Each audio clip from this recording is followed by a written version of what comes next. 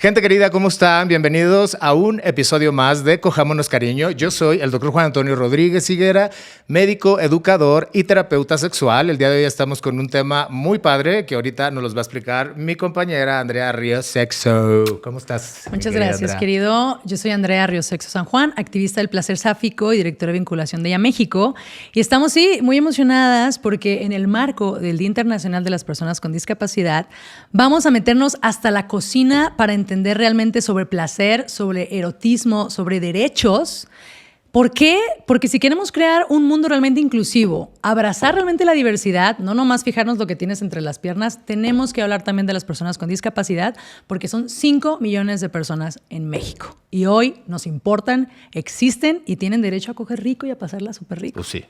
Y para esto me encanta tener a una invitada. Tenemos a la doctora Alexa Castillo Nájera.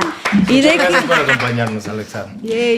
Tengo que decirte que tenía muchas ganas ya de conocerte como sexóloga, de hablar contigo, de compartir. Me encanta que estés acá. Gracias por venir y te voy a presentar, por favor. Ella es psicoterapeuta y sexólogo humanista pro diversidades, su bandera, que combina docencia, psicoterapia y activismo feminista para promover el derecho al placer y al autocuidado desde una perspectiva interseccional. Eso. Y es fundadora de ¡Qué vulgaridad! ¡Qué vulgaridad! ¡Qué vulgaridad! Me encanta el qué vulgaridad. Ya hay que aplicarlo siempre. Alexa, gracias por estar acá. Gracias por contemplarme e invitarme. Entonces, pues abramos el tema. Entonces, ¿por qué es importante hablar de este día, de conmemorarlo y por qué a todos y a todas y a todes nos tiene que importar?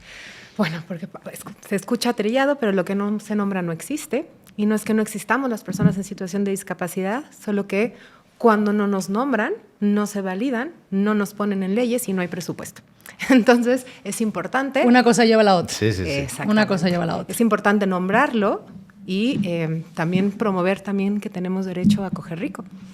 Y hablemos de los mitos. A ver, creo que venimos mucho desde la curiosidad. Digo, nosotros hablamos mucho de donde no hay empatía, no hay curiosidad. Yo no estoy en una silla de ruedas, yo no vivo con ninguna discapacidad, pero me importa. Y desde toda la curiosidad quiero saber cuáles son esos mitos que atraviesan en este momento. Obviamente desde la parte sexual, pero de lo general a lo específico. Pues bueno, vamos a empezar con el más conocido, que es la asexualización, ¿no? Desde una visión patologizante, ¿no? Es decir, afuera la gente que no vive la discapacidad la ven como una enfermedad, ¿no? Inclusive la comunidad médica y sexológica. Claro. Entonces, desde ahí, si yo veo a alguien que está con una dolencia o con un déficit o con una limitación, pues no lo veo sexy, ¿no? Entonces, le quito como esa visión o esa posibilidad de vivir su sexualidad. Entonces, tenemos este gran mito que es o la asexualización o, por el otro lado, la hipersexualización, ¿no? O sea, estamos como en ese paradigma donde o me hipersexualizas o me quitas o me nulificas absolutamente. Pero estás hablando de las personas con discapacidad, también de la hipersexualización. Sí, sobre todo cuando cruza la discapacidad intelectual. Dicen, no tienen impulsos, ¿no? O les dicen, son angelitos. Ya. Y ellos no saben, ¿no? Entonces, cuando tú le dices a una persona que es angelita, pues le quitas su derecho a ser persona. Es otro ser. Entonces... Oye, Alexa, y hablando de este mito, ¿qué serán así como los orígenes? ¿Sabes? O sea, ¿tienes algún dato de por qué, de dónde viene este tema de que a una persona con discapacidad se le anula verlo como sexy y como sexuado también? O sea, porque también no nada más nota de sexy, o sea, que tú no coges, ¿no? Sí. Como estás en silla de ruedas, como no caminas, como no ves, como no oyes, ya no coges, ¿no? Entonces, no somos miradas ni deseables eso? ni deseantes. Ni deseantes. O sí. sea, eso está fuerte. Muy Viene, fuerte. pues vamos, depende del modelo o el enfoque de la discapacidad que veas. Vamos a empezar con el de prescindencia. ¿Qué te suena prescindir? ¿Hacer menos? Pues no vale, ¿no? Sí, ok. Prescindir. Llévate lo imprescindible es lo importante. Ok. Lo prescindible es lo que no importa, ¿no? Entonces, el primer modelo o el enfoque no éramos personas, éramos inválidas.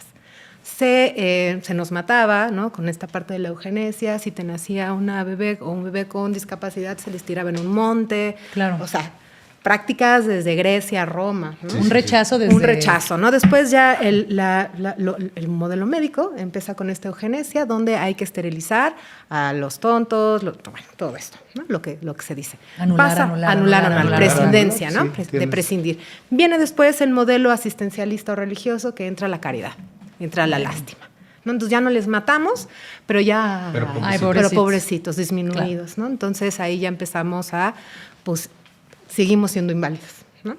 Entra, ¿qué pasa? Primera y Segunda Guerra Mundial, ¿no? Entra el modelo médico-económico, entra, ¿qué provocan las... Capitalismo. Eso. ¿Y qué provocan las guerras? Muertes. Y discapacidades. Y discapacidad. Entonces, la sociedad es obligada ¿No a le mirar. sirves al capitalismo, entonces? No, pero es obligada a mirar de otra forma. Ya no naces, ¿no? Ya son héroes, generalmente eran hombres, ¿no? Sí. Y pues es el modelo médico, porque obviamente entra ahí el capitalismo, ¿no? Entonces entra la discapacidad como minusvalía.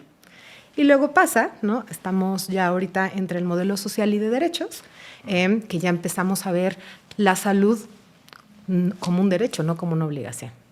Claro. ¿No? Entonces, y ya después vienen los modelos críticos o radicales, ¿no? Pero eso es otro enjuague. No, es que es un gran resumen, porque de veras no hacemos conciencia de esto, gente. O sea, estoy así, porque sí, o sea, en realidad desde la visión de la discapacidad partimos desde la cero conciencia de nada, ¿no? O sea, que si de repente naces mal te mueres o te tiran o no importas. O no es importa. que eso está muy cabrón. ¿Y quién te va a preguntar sobre tu sexualidad? Sí, pues nada. Si no importas. No, si no importa. O sea, si ni siquiera te validan. Yo siento que a partir de que empieza este tema de la justicia sexual, y la justicia en general, yo creo que ahí es en donde más o menos está empezando todo el rollo, ¿no?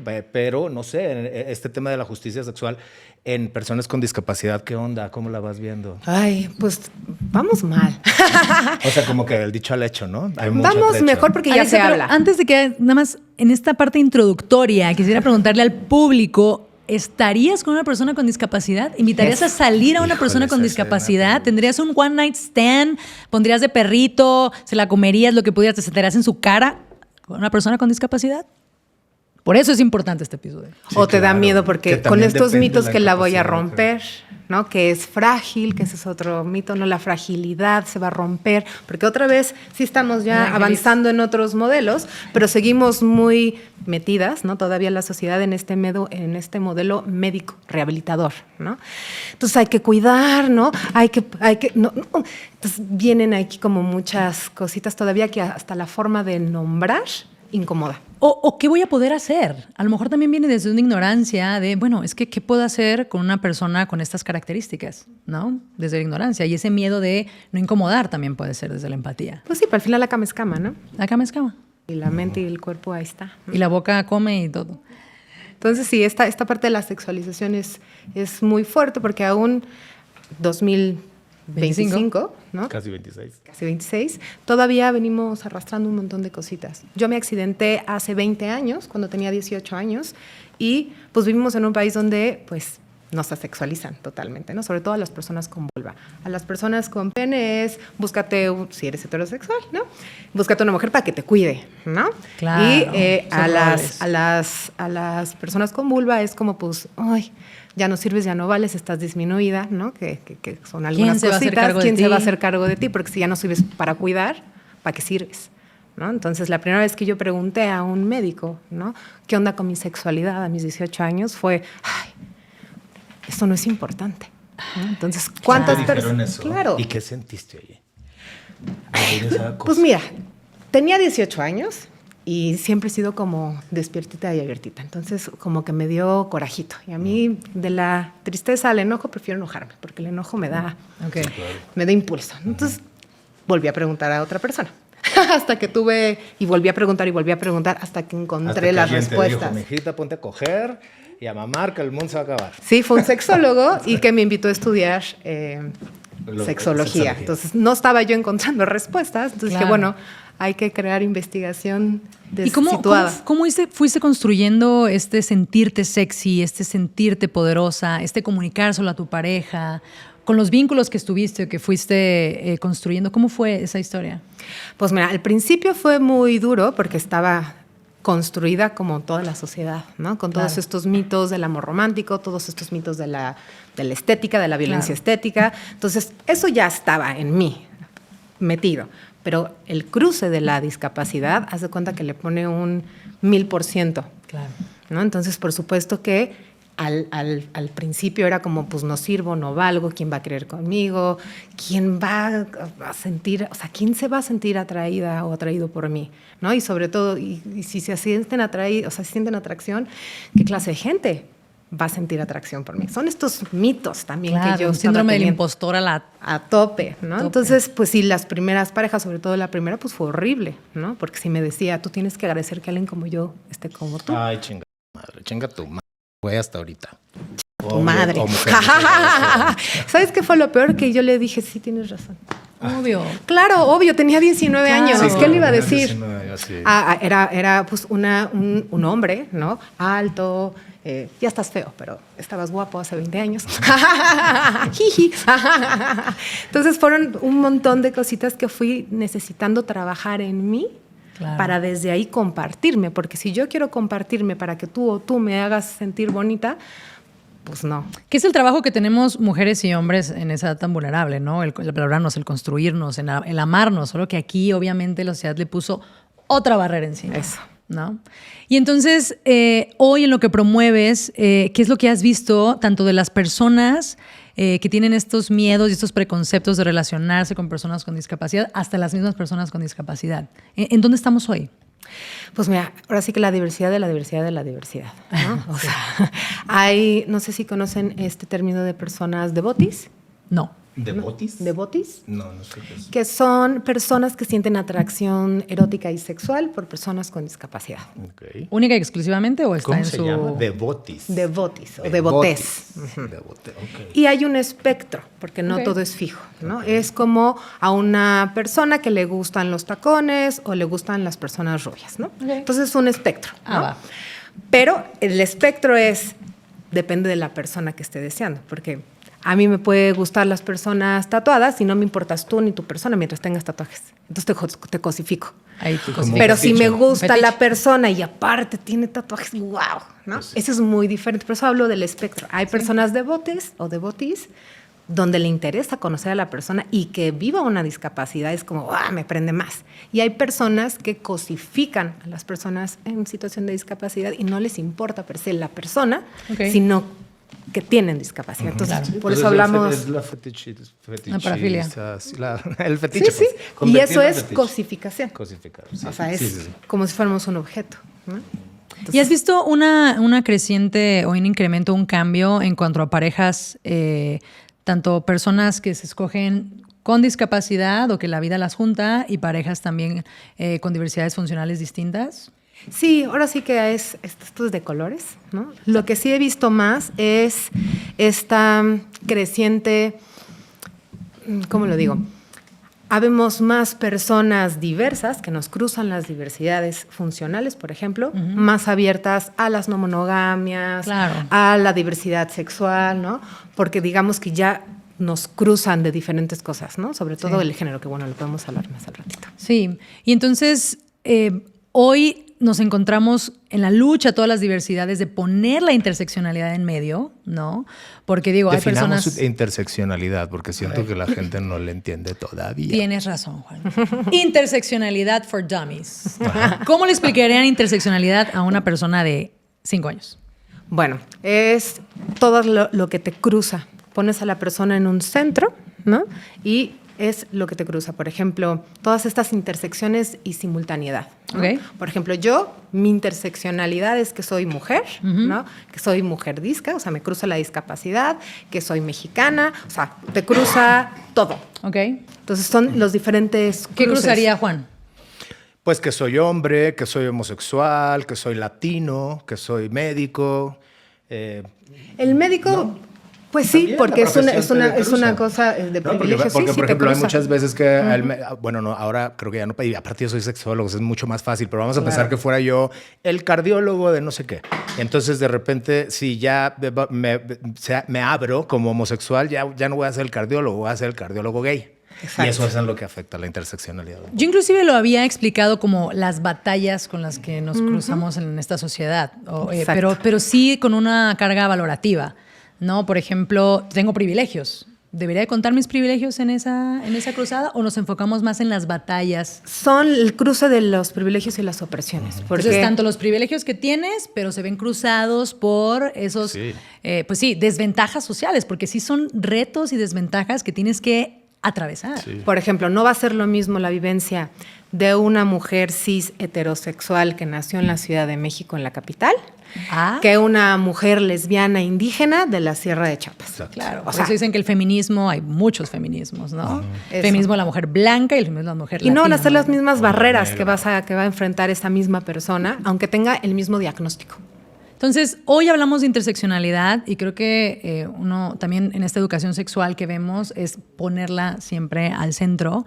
Y también para hablar de interseccionalidad hay que hablar de equidad, ¿no? O sea, no es lo mismo lo que yo voy a necesitar para que me hagan sexo oral o para que me den sexo oral a lo que a lo mejor una mujer con discapacidad va a necesitar. Vamos a ponerlo así. Estamos ya como más familiarizadas con esta analogía de las gafas violeta de las perspectivas de género.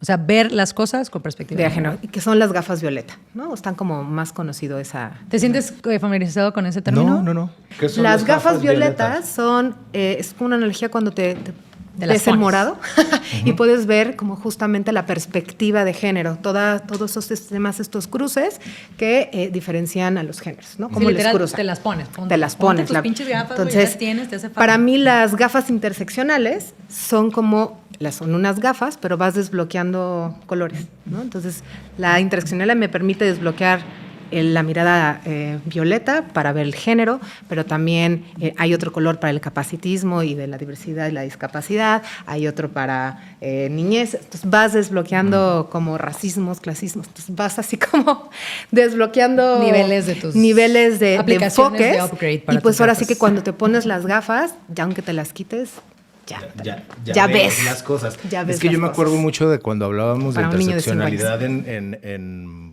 en las conferencias, pues, algo había de lente, pero lo explicábamos como de que cuando te hacen unos lentes, haz de cuenta que te van poniendo el lente y vas viendo cada vez más claro. Supongo que es algo así, ¿no? Es así, es igual Ok. que lo que estábamos hablando de los enfoques de ver la discapacidad. Es Sí, la sí, perspectiva de desde dónde estás mirando. No es lo Ya. mismo ver desde un lugar privilegiado que ver desde un lugar que te cruzan múltiples opresiones. Y para el glosario de este podcast, capacitismo para un niño de 5 años, por favor. A ver, vamos ¿O a niña o hacerlo niña? más grande y nos vamos a hacerlo, a desmenuzarlo, a lo concreto. El capacitismo es un sistema político de creencias, actitudes o prácticas que como valora qué mentes y qué cuerpos son válidos, funcionales. O sea, es un hijito del capitalismo también, ¿no? Bueno, surge del capitalismo. Obviamente, ¿no? es un hijito Y del productivos, o sea, iba a Obvio, decir, obvio. obviamente, ¿no? Y cuáles mentes, cuerpos no entran, ¿no? Sí. Es la forma en que ves la discapacidad como un déficit, como un error, como algo que hay que curar y excluye a todas las personas que no entran en este ideal de humano viable, funcional, productivo, es decir, lo que nos han vendido como lo normofuncional, ¿no? Entonces, desde ahí es como, este es el capacitismo. ¿Y cómo se traduce en lo erótico y en lo sexual? Con el capacitismo erótico, ¿no? Que es todas las personas que no entran en este ideal, ¿no? No son deseables, no son deseantes, no tienen sexualidad. No se excitan. No se excitan. No tienen orgasmos. O sea, De hecho, en el DSM-5 está la lesión medular como una de las consecuencias bajo deseo. Bajo deseo. pero pues no tiene nada que ver. Wow. No, pues es Esto está acá. Entonces, el capacitismo para un niño de 5 años es esta forma de ver el mundo que no incluye con los mismos derechos en todos los sentidos a las personas con alguna discapacidad. que pone a las mentes y a los cuerpos funcionales completos y arriba. normales y bien arriba. O sea, ¿qué es esto? Que miran, ¿no? Que caminan, que se desplazan, que tienen una escuchan. cognición, que escuchan, como dicen que debe de ser. O que Entonces, caminan. y que hay se algo mueven. malo con las que no. Sí, es Las vuelve a anular. no sirves, Ok. no vales. Importantísimo incluir no eres esa palabra capacitismo. Eso. Entonces, ya yéndonos un poquito a la parte sexual, ¿cómo se ve este capacitismo en la sexualidad? Pues con toda la anulación de los derechos sexuales, ¿no? Porque, por ejemplo, mamás y papás o personas cuidadoras que tienen un niño con discapacidad. Eso es importante ver si naces o te haces. Sí. Así es muy distinto, Sí. ¿no? La vivencia que vas a tener, por ejemplo, yo que viví 18 años caminando de pie, entendiendo y manejando el mundo desde otra manera, de repente ya no caminas. Una discapacidad adquirida. Exactamente, la discapacidad adquirida. Y otra es, pues, la discapacidad de nacimiento. ¿No? Claro. Y otras también son las relacionadas con la vejez o con deterioros cognitivos o cosas, ¿no? Pero al final, todas estas son situaciones de diversidad funcional, ¿no? Sí. Las formas tan diferentes o diversas que la mente y el cuerpo funcionan. La discapacidad es esto que surge, ¿no? Con las personas con diversidad funcional se enfrentan a las barreras de la actitud y el entorno que impiden la participación plena en igualdad de condiciones. Que eso es cuando surge, feliz, claro. eso es cuando surge la discapacidad. Para entenderlo con la analogía sexológica, es lo mismo que sexo y género, ¿no? Sexo es biológico, género es un constructo, ¿no? La diversidad funcional es biológica, es mi mente y cuerpo y las limitaciones que puedo yo tener o no. La discapacidad es un constructo sociocultural. Son todas estas barreras. Sí, a mí también Me encanta. Oye, gracias porque justo antes de entrar al episodio mencionaste el tema de asistencia sexual. Y eso, aprovechando el poco tiempo que nos queda, ¿qué es la asistencia sexual? ¿Por qué es necesaria? ¿Dónde la ponemos en este arcoíris de diversidad y por qué? Para llegar a la asistencia, agarramos estas barreras de la actitud y el entorno que impiden mi participación plena en igualdad de condiciones y vamos a dividir estas barreras como son de actitud y del entorno. La actitud entre el capacitismo, entre el lenguaje peyorativo, entran todos estos estereotipos, prejuicios y estigmas de no sirves, no vales, ¿para qué? Todos los mitos. Todos los mitos que se traducen en actos, ¿no? En te alejo, te rechazo, te discrimino, ¿no? Sí. Esta es la actitud. Sí. Y el entorno está el digital, ¿no? Y está el físico, ¿no? Las rampas, las guías podotáctiles, todo esto. Okay. La accesibilidad, digamos, erótica, ¿no? La podemos ir como trenzando desde ahí y es cómo podemos hacer que este mundo que está ahí podamos acceder también las personas en situación de discapacidad. Por ejemplo, no hay posiciones, hay muy pocos libros de Kama Sutra, ¿no? Ahorita ya está el Silla Sutra, ¿no? Pero hay poquitos. No hay juguetes, muchos, ahorita ya, ¿no? Pero no había juguetes eróticos, no me gustan juguetes, pero accesorios de placer. Entonces, la asistencia sexual son estas rampas no tangibles. O sea, hemos puesto rampas en el mundo para las personas que las necesitan. La asistencia sexual, entonces, son esas rampas imaginarias para que la sexualidad esté al alcance de las personas con discapacidad. La asistencia sexual es este cruce entre la asistencia personal, ¿no? Con el placer, con el acceso al propio cuerpo, ¿no? Es decir, una persona asistente sexual es quien ayuda o acompaña a una persona a acceder a su propio cuerpo o al de su pareja, ¿no? Por ejemplo, yo que tengo lesión medular pero puedo tocarme y tocar a otras personas, la figura de asistencia sexual no es para mí. La figura de asistencia sexual es para aquellas personas que tienen una movilidad muy reducida. Muy reducida. como una paraplegia. Como una paraplegia. Yo tengo paraplegia, pero una tetraplegia como más fuerte. Tetraplegia, sí. exacto. O parálisis cerebral, o sea, ¿a qué nos metemos? Personas con una movilidad muy reducida que no pueden tocarse. Sí. ¿Nos puedes dar un ejemplo de una práctica dinámica que conozcas de asistencia sexual? Por ejemplo, 2 personas se conocen. Las 2 personas tienen una discapacidad motriz. Uh-huh. ¿Cómo cogen? Okay. Le van a decir, mamá, me llevas, me desvistes, me acomodas, quién me pone el condón, quién me cambia de posición, cómo meto en lo que tenga que meter o sea, claro. ¿Cómo se hace? Porque no es tan fácil como de, bueno, ya se conocen, que ya es difícil porque la accesibilidad. Sí. Ya se conocieron. Sí. Ahora, ¿cómo le hacen para quitarse la ropa? A ver, ¿cómo le hacen para besarse? Estamos hablando de prácticas de pareja, pero dejemos esto y regresemos al principio. ¿Cómo le hace una persona que no se puede rascar la nariz porque no tiene la movilidad para conocer su cuerpo y explorar su sexualidad? Eso es brutal. Sí, es un caso pues ya como muy extremo que es necesaria la asistencia. Yo tengo otra pregunta también. O sea, ¿cómo llegar ahí? O sea, Porque con todo lo que estamos platicando, como que siento que una persona, por ejemplo, que esté tetrapléjica, ¿no? O sea, cómo esa persona puede generar un desarrollo erótico, una identidad erótica, como para decir, tengo ganas de coger. Y entonces le voy a hablar a alguien que me asista. O sea, este desarrollo erótico, ¿conoces casos de...? Pues es que es igual que en todos. Una persona ciega, sorda o que nació con alguna lesión medular, pues nació sexuada. Sí, sí, sí. Entonces, al final, pues está viviendo en este mundo donde hay películas, donde hay series, donde hay besos, donde... Pues al final, pues estoy... Esa curiosidad. Esta curiosidad, ganas. o sea, es natural, ¿no? Oye, y la comunidad, ¿no? Yo lo primero que pensé ahí fue la comunidad, lo importante que es hacer comunidad para deconstruir, para compartir, para hacer, para conocer. Para no sentirte sola. Para no sentirte sola. Sí, y sentir placer, que es increíble. ¿Y en dónde, o sea, dónde se practica, en dónde, cómo lo llevas a cabo? Bueno, la asistencia sexual en México todavía no está regulada. Hay una página con la cual yo colaboro que se llama asistenciasexual.org, donde junto con Mon García, que es mi socia española, co-creamos la primera formación en asistencia, en diversidades y asistencia sexual México-España. Entonces, estamos terminando la 6ª generación y estamos formando personas asistentes sexuales en todo el mundo. ¿Y cómo las forman? ¿O quiénes son? ¿Qué características tiene que tener alguien para ser asistente sexual?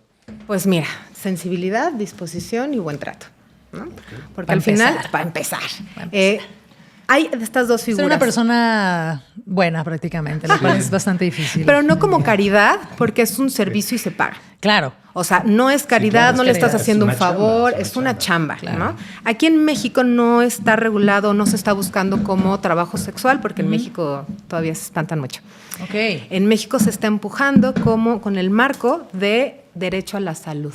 Porque la salud no es solamente ausencia de enfermedad, sino una situación de bienestar. Sí. Entonces, la asistencia sexual se está empujando como dos, para personas con movilidades muy reducidas, como instrumental. Yo no te voy, o sea, un asistente sexual no te va a acompañar, ni te va a decir qué hacer. Va a estar ahí, es como alguien que te peina, ¿no? Tu asistente personal que te peina, no te dice, mira, estudié un peinado, te voy a peinar, no.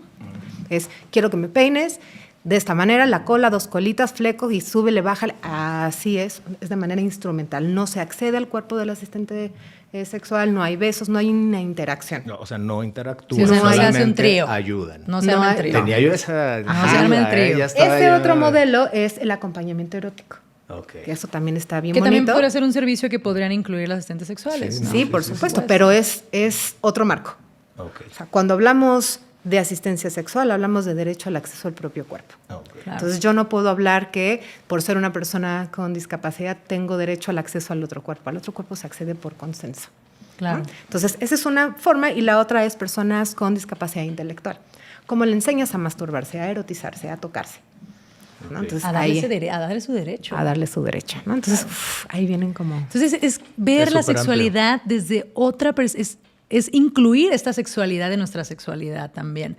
Y también imagino también el reto de deconstrucción para las personas que tienen todas sus funciones, de vincularse con personas con discapacidad, lo que hay que desaprender, lo que hay que reaprender. O sea, solo el hecho de dejar de genitalizar el acto sexual, ¿no? Que nos cuesta todavía. El mete-saca, el coitocentrismo. Es transcultural ese tema, muy difícil. Totalmente.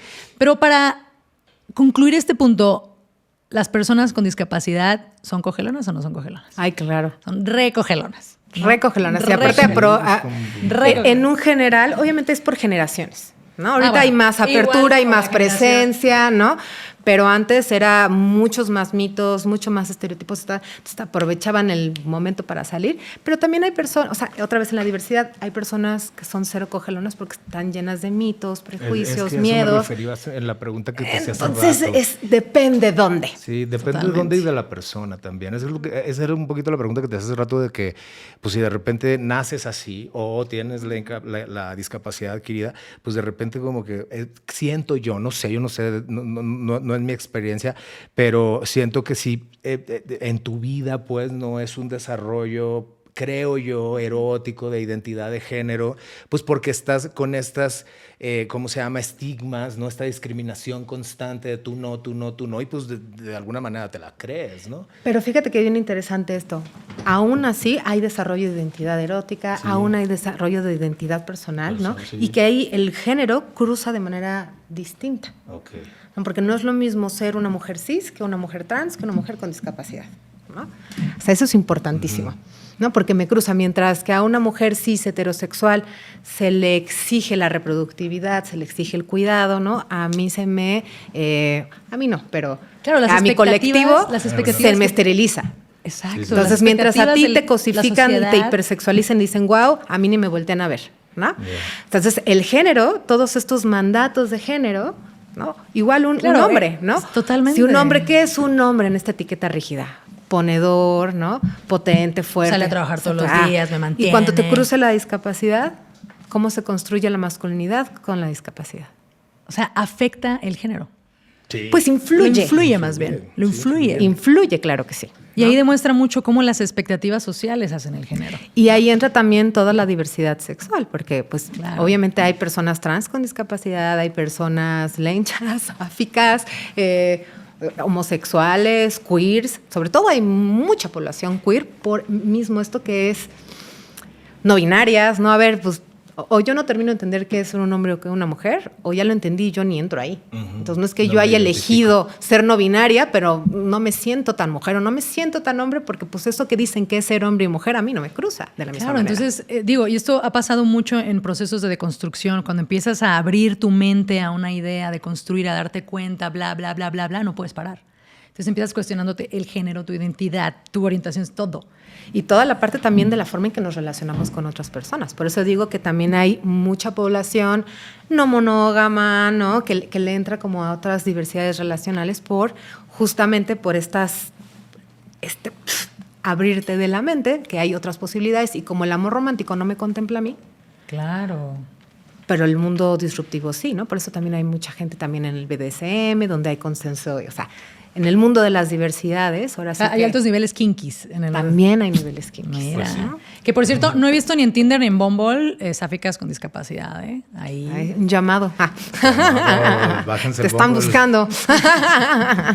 Oye, Alexa, no, pues, o sea, la verdad es que este es un gran tema porque al final del día es voltear la moneda, ¿no? Y tratar de ver todo este tema, pues, de generalidades en sexualidad, como es el erotismo, como es la identidad de género, el género mismo, las emociones mismas, pero desde el lado de la discapacidad, y eso es algo pues que queremos invitarle a todos los que nos ven de veras de tomarlo en cuenta, porque al final como que vivimos en una sociedad que todavía no se habla de estas situaciones, ¿no? Y de repente personas como tú, mujeres como tú, que vengan a hablar libremente de que la discapacidad no está peleada con la putería, ni con el deseo, ni con nada, o sea, y al fin, y es más, ni con las mismas discapacidades de las más cabronas, ¿no? En donde ya, yo sé que no está regulado, pero personas como tú yo creo que serán pioneras en generar una regulación pues para las personas con discapacidades en donde no puedan pues ser independientes, ¿no? De su movilidad corporal, pues para que se ayude y se forma gente para esto. Entonces, ahorita se nos fue el tiempo, yo quiero que vuelvas para que hablemos que hablemos de identidades de género, de emociones, de muchas cosas que tengan que ver con personas con discapacidad. Y pues bueno, pues no sé si quieras decir algo más, Andrea. No, solamente gracias. Creo que sí nos queda muchos temas abiertos para próximos capítulos. Gracias por ponerlo sobre la mesa, por abordarlo de una forma tan hermosa. Padrísimo, me encantó. Y tengo que decirte que estás guapísima. Gracias. O sea, wow. Yo tengo que decirlo de verdad. Me encanta que las personas salgan, que presuman, que se vean, que brillen con esa luz natural que tienen, demostrando cómo el erotismo, el placer, la belleza vienen en tantas formas. En miles de verdad. De formas. Sí, gracias por eso. Es algo eso. que tenemos que aprender muy cabrón. Y creo que algo que yo me quedo es esta curiosidad y estas ganas de hacer fiestas, de hacer eventos que inciten también a esa diversidad, de construir, porque creo que ustedes, esta comunidad, la comunidad disca, está abriendo puertas en otras formas de ver el sexo y el deseo. Sí. Y con eso es, si vas a hacer una fiesta, piensa en si es accesible, si puedo entrar al baño, si hay estacionamiento, o sea, no solamente pues son bienvenidas, sí, pero si yo voy a un lugar donde no me siento bienvenida, ¿no? Aunque tu actitud, digo, ayuda, ¿no? Sí. Pero sí es importante que veamos mínimos de mucho que platicar de eso porque yo creo, Alexa, que mucha gente igual todavía no lo hacen mal pedo. ¿Sí me explico? No. O sea, de que voy a hacer una fiesta en mi casa y no tengo un elevador, vamos a decir. O sea, tampoco es que... Pues solo grabar este episodio, güey. Exacto. O sea, pláticas como esta son las que... Solo grabar este episodio que tuvo que... O sea, pareciera una pendejada. 34 escaleras, no tenemos elevador. No, o sea, pero no lo es y te agradecemos en el alma. Vamos a hacer la dinámica de las verbalizaciones. Perfecto. Que es una dinámica que ya van a ser preguntas. El beso de tres. Beso de tres. No, vamos son preguntas que no tienen nada que ver con el tema actual, pero es para hablar un poquito, lo vamos a hacer entre los tres. Te hago la pregunta. ¿Cómo reconocer cuando mi deseo viene del gusto y cuando viene de la presión? Qué buena pregunta. Ay. Esa es una súper buena pregunta. Título para episodio. Por exacto. Sí. De la presión, cuando me genera incomodidad en mi mente, en mi cuerpo, donde me da como más risita que placer. Cuando siento mi mente y mi cuerpo está como contenso y que me dan ganas de correr más que de quedarme. Sí, yo creo que es que, o sea, tiene mucho que ver cada vida, ¿no? Porque cada vida es distinta. Entonces yo siento que cuando sí tenemos la oportunidad o la suerte de generar un desarrollo del deseo desde las infancias, que aquí hemos hablado de la sexualidad infantil y vamos a seguir hablándola porque también es un erotismo y una sexualidad muy invisibilizada, la de las infancias. Sí. Entonces yo siento que cuando desde las infancias se percibe lo que es placentero, no es placentero, y de repente ya en las adolescencias ya lo tienes en la mente, siento que eso de ahí viene la cuestión de reconocer el deseo porque a mí me gusta que me toquen y siento pero que estas cosas... Lo dijiste es súper importante. Nos educan desde chiquitas a que lo que nos gusta está mal. Está mal. Y lo que no nos gusta está bien. Exactamente. Pero ahorita ya estamos viendo a raíz del marco de los derechos, o sea, ya hay mucho más infancias, papás jóvenes, mujeres, ¿no? Que ya reconocen esos valores esos derechos, y entonces como que sí el deseo es más genuino. En lugar de tener 13, 15 años y ser una chamaca que no tienes un deseo, un desarrollo del deseo, y entonces estás cogiendo porque ya las demás cogieron, y entonces tú también tienes que coger porque si no ya te quedaste afuera y eres una pendeja. Entonces, pues yo creo que por ahí va más la cuestión del deseo a presión, no sé. Yo agregaría solamente, lo que a mí me ha ayudado es aprender a escuchar a mi cuerpo. O sea, a veces mi mente está queriendo encajar, queriendo ser aceptada, queriendo gustarle, y mi cuerpo dice, reina, aquí nadie se moja, aquí nadie lubrica. ¿No? Entonces, es un buen tip. Pero para las personas que somos muy ansiosas, a veces nos cuesta hacer ese escaneo de, bueno, ¿cómo está mi cuerpo hoy? Entonces, bueno, otros temas ahí, pero escuchar al cuerpo. Buenísima la pregunta, gracias a quien la hizo. Gracias. Vas, Andrea. ¿Qué hago si mi pareja quiere hablar más de sexo y yo necesito tiempo para procesarlo? Juegos. Podemos quitarle el hola, tenemos que hablar, porque a veces es como, ay, pero ¿de qué? ¿Lo hice bien, lo hice mal? Y oye, tengo muchas ganas de que hagamos un juego, ¿no? Que depende de qué tema quieras jugar, ¿no? Si quieres hablar de consensos, de límites, de fantasías, podemos hacer el tarrito de vamos a ir sacando, no sé, o sea, ponerlo de la manera lúdica, hacerlo divertido y no en esta tenemos que hablar, ¿no? Porque eso siempre como que, ¿por qué? Y no solo para sexo. Para todo. Para todo. Me encanta. Me hubiera seguido mucho ese tip hace 3 años. La verdad. Gracias. Lo puedes tomar todavía, mi Rivera. Estoy soltera. Pero feliz. Pero feliz. Sí, claro. Bueno, vamos con la tercera. ¿Qué señales indican que una dinámica sexual está siendo realmente consensuada y no solo medio forzada? Uy, consensuado. A mí ese es un temón. Sí. Porque hablar de consenso, desde el BDSM se habla de la miel, ¿no? ¿Qué es la miel? La miel. Si el consenso no tiene miel, entonces no estamos hablando de consenso. ¿Qué es la miel? Modificable, informado, entusiasta y específico y en libertad. Okay. ¿No? Entonces, el consenso es ponernos a platicar y llegar a una conclusión, mientras que el consentimiento es decir que sí. O sea, si yo te invito al cine, me dices sí voy al cine, pues me estás dando tu consentimiento, pero no llegamos con consenso. Entonces, a qué cine, a qué película, a qué horario, o sea, hay un montón de cosas que consensuar antes que decir que sí. Entonces, cuando hay consenso y hay miel, es, ay, fíjate que dice mi mamá que siempre no, porque tu película no me gusta, hay muchas cosas. Entonces, tiene que ser modificable, tiene que tener informado toda la información, tiene que ser específica, porque todo el mundo y dice, muy me habías dicho entusiasta. que sí. Pues sí, pero ya no quiero. Pero ya no quiero, Y el entusiasmo, Sí, sí, sí. entusiasmo energéticamente se siente. Y cuando que lo uno también veas, que no quiere. sea como, bueno, si tú quieres, ¿no? Sí. Y ahí sí. escucha tu cuerpo, escucha la incomodidad, ¿no? Me encanta. Gracias por poner esa forma tan fácil y práctica. Niño de 5 años, niña de 5 años. Miel. Gracias, Miel. Alexa. Nada. Gracias. Bueno, muchas gracias. Pues ya, se nos fue el tiempo, mi querida Andrea. Oye, Vamos pero a qué despedirnos. gran, de verdad, muchísimas gracias, guapísima, por estar acá, por venir desde allá, por subir esas pinches 32 escaleras que tenemos ahí, ya pasamos el comentario ahí, pero por abrirnos la mente, por poner la interseccionalidad nuevamente sobre la mesa, este derecho al placer que va dentro de la salud sexual para todos y todos. Deseamos con todo el alma que vean este capítulo hasta el final de Cojámonos Cariño, porque sí es una información muy valiosa, con una persona muy valiosa, de primera mano. Entonces, pues bueno, nos despedimos, nos vemos a la próxima. Y en tus redes, Ah, sí, ¿cómo cierto. te encontramos? Ay, Por favor. pueden encontrarme como @qué vulvaridad. ¡Qué vulgaridad! ¡Qué vulgaridad! Con eso Arriba nos las quedamos. vulvas. Arriba las vulvas. Bueno, nos vemos a la próxima. Estás muy lesbiana, Juan. Pues es que es el objetivo de este trabajo, que me haga yo una lesbianota. Muchas gracias.